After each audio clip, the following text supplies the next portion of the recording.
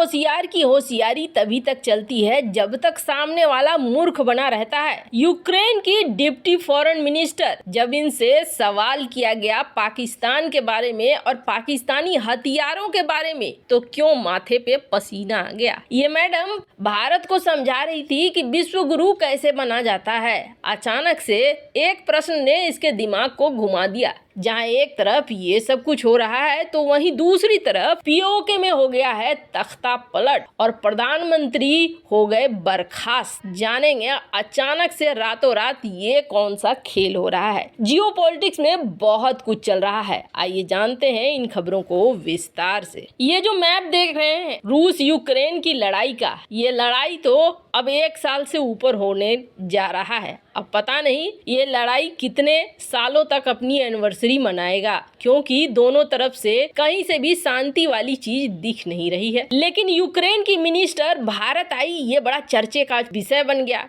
Deputy minister, foreign minister ये भारत आई। भारत आने के बाद इन्होंने भारत को विश्व गुरु का पाठ भी पढ़ा दिया कि विश्व गुरु कैसे बना जाता है। इन्होंने कहा कि विश्व गुरु तभी होंगे आप जब यूक्रेन की तरफ खड़े होंगे, यानी कि डेमोक्रेसी की तरफ खड़े होंगे। खैर ये इनका अपना तर्क था कि यूक्रेन की तरफ खड़े होकर यूक्रेन के लिए बोलो। लेकिन भारत अपनी समझदारी पर चलता है। ये जलवे जो है काम नहीं आए। यूक्रेन की मिनिस्टर का आवभगत किया भारत ने उसी तरीके से जिस तरीके से किसी मिनिस्टर का होता है। लेकिन भारत जब भी कोई फैसला लेगा, भारत बहुत सोच समझ कर लेगा। ये बात तो अब अमेरिका भी समझ चुका है यूक्रेन चीज क्या है। पर क्या आपको एक इतिहास पता है? दुनिया को जो देश पाठ पढ़ा रहा है कि विश्व गुरु बनना चाहिए और यूक्रेन की तरफदारी करनी चाहिए, पाकिस्तान और यूक्रेन के बीच एक बहुत लंबा संबंध रहा है। और पाकिस्तान को तब यूक्रेन ने हथियारों की सप्लाई करनी जारी रखी थी जब भारत ने यूक्रेन को कहा था कि पाकिस्तान इन सारे हथियारों का इस्तेमाल करता है भारत में आतंकवाद फैलाने के लिए, इसे हथियार मत दो। तब यूक्रेन ने भारत की एक नहीं सुनी थी और यूक्रेन कई मौकों पर यूएन में भारत के खिलाफ भी खड़ा हुआ था। जब भारत ने परमाणु परीक्षण किया था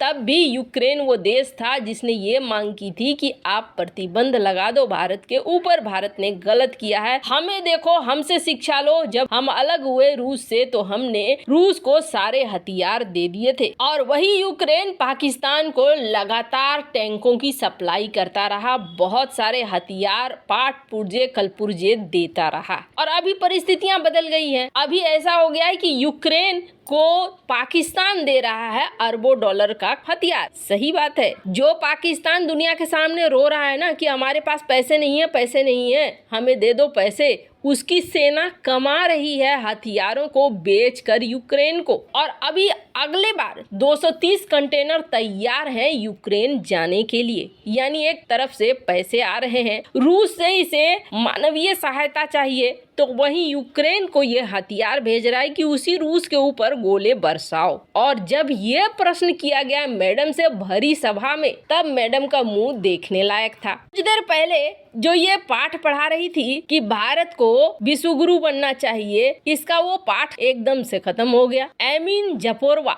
इनसे जब सवाल किया गया कि पाकिस्तान आपको हथियार दे रहा है, आपको कैसा लग रहा है और इस मामले में कुछ बोलना है आपको, तब इन्होंने जवाब दिया हड़बड़ाते हुए कि पाकिस्तान के साथ देखो हमारा रिश्ता ना बहुत पुराना है, इसको अदरवाइज में मत ले लो। पाकिस्तान और हमारे डिफेंस के रिश्ते बहुत पुराने हैं और हम काफी समय से हथियारों की लेन देन करते हैं, आज कोई नई बात नहीं है। खैर, पाकिस्तान के मामले में ये सकपकाहट अच्छा लगा। मतलब आपको भारत से चाहिए साथ और आप चाहते हो कि रूस के खिलाफ भारत बोले, लेकिन आप पाकिस्तान के खिलाफ कुछ भी नहीं बोलोगे। आप पाकिस्तान की सराहना करोगे कि पाकिस्तान आपके साथ खड़ा है, वो जो दुनिया भर में आतंक फैलाता है। खैर, साफ साफ दिख रहा है कि यहाँ पर अपने ही जाल में फंस गई डेमोक्रेसी का पाठ पढ़ाने वाली। क्या तुम बिल्कुल भी नहीं बोल सकती हो? 2 लाइन तो बोल दो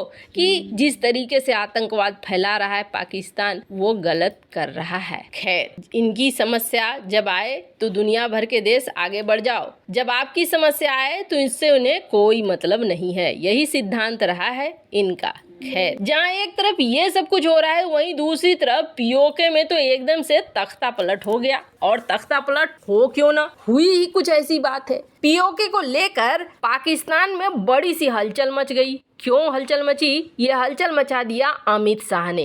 अमित शाह ने जैसे कह दिया कि शारदा कॉरिडोर बनना चाहिए और एक प्रस्ताव आना चाहिए। पीओके की संसद में प्रस्ताव आ गए और प्रस्ताव पारित भी हो गया, यानी कि शारदा पीठ कॉरिडोर बनने की बात हो गई तय। और ये बात पाकिस्तान में बड़े हलचल के रूप में फैल गई। पाकिस्तानियों को समझ में नहीं आया, खास तौर पर जो सरकार है उनकी, कि कैसे हैंडल किया जाए। और जो उनकी आदत है, जो फितरत है, वही उन्होंने पीओके में किया है। पीओके के प्रधानमंत्री हैं, वैसे कहने को ये प्रधानमंत्री हैं, हालांकि कई बार ये झगड़ा भी कर चुके हैं, एकदम साफ साफ शहबाज शरीफ को जवाब भी दे चुके हैं। इनके कई वीडियो वायरल हुए थे जिसमें इन्होंने कहा था कि पाकिस्तान तुमने हमें बर्बाद कर दिया है और हमारे इस हिस्से पर कब्जा करके तुमने बहुत गलत किया है। नाम है इनका प्रधानमंत्री सरदार तनवीर इलियास। ये कथित तौर पर पाकिस्तान अधिकृत कश्मीर यानी पीओके के प्रधानमंत्री हैं।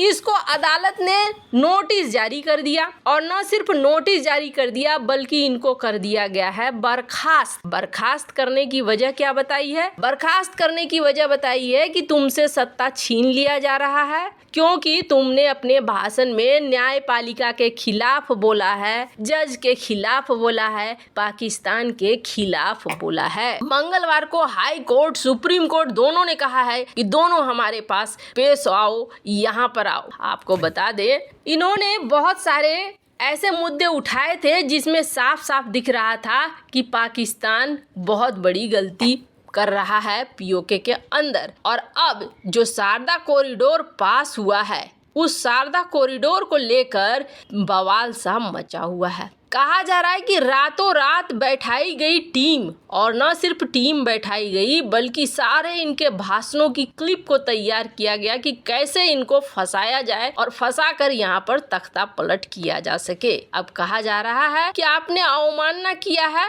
इसीलिए आप प्रधानमंत्री पद से हो गए बर्खास्त। अब ऐसा होने से भारत के लिए बहुत खुशी की बात है, क्योंकि इन्होंने उनके प्रधानमंत्री को हटाया। अब जनता को समझ में आएगा कि तानाशाही किसे कहते हैं। ये प्रधानमंत्री माना जाता था खुलकर बोलने वाला, बेबाक तरीके से अपनी जनता के लिए लड़ने वाला। एक समय तो ऐसा आया था कि शहबाज शरीफ को बीच मंच में ही इसने टोक दिया था और कहना शुरू कर दिया था कि ये आदमी तो बहुत बुरा है, चोर है, ये मेरी बात मुझे पूरा नहीं करने दिया। पाकिस्तानी सरकार से कोई शख्स अगर खुल्लम खुल्ला बोलता था तो वो यही शख्स था, जिसको अब इन्होंने हटा दिया है, यानी पीओके की जनता को अपना असली रूप दिखाया है। वैसे ये भारत के लिए सही हुआ या नहीं, कमेंट कर अपनी राय जरूर बताएं। जल्द मिलते हैं अगले वीडियो में नई खबर के साथ।